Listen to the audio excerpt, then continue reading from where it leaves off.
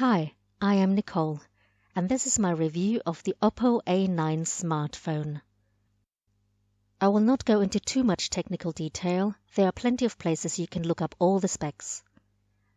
I will explain why I chose this phone and what I think it can and can't do. This particular model is the space purple phone, although I would describe it more as a purplish blue rather than a bluish purple.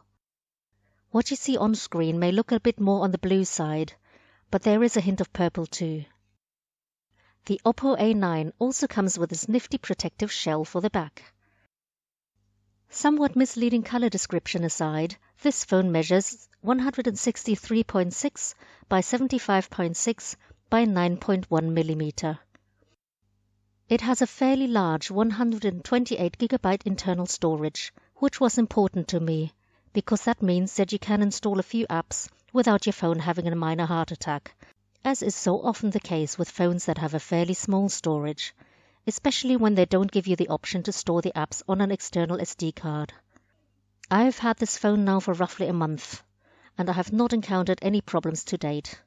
I use WhatsApp, Twitter and Facebook and Instagram, and I also watch YouTube videos.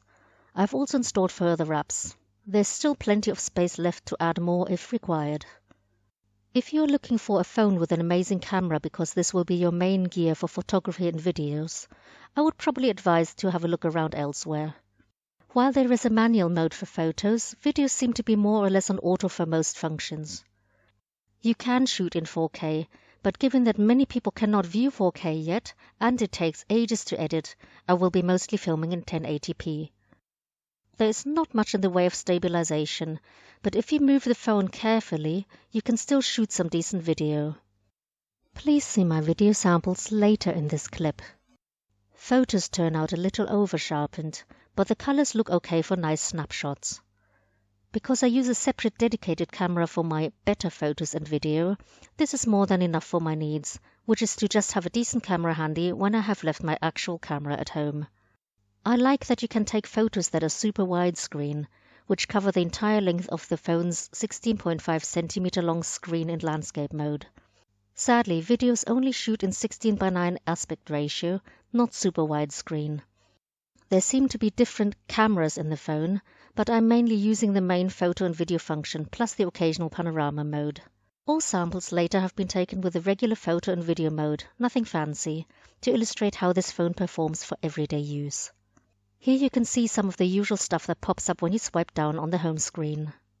The battery life is very good, you can use it pretty much all day on one charge. Why did I choose this particular phone? Frankly, because I'm not sufficiently rich to afford one of the big players, also because I use my phone mainly for the aforementioned uses and have a separate camera, and also because there was a limit to the types of phones that were available for home delivery in this current climate in this price bracket. But I wanted a phone with plenty of internal memory, and the Oppo A9 offers that. If you're looking for an affordable phone that does most things well, then you can't go wrong with this.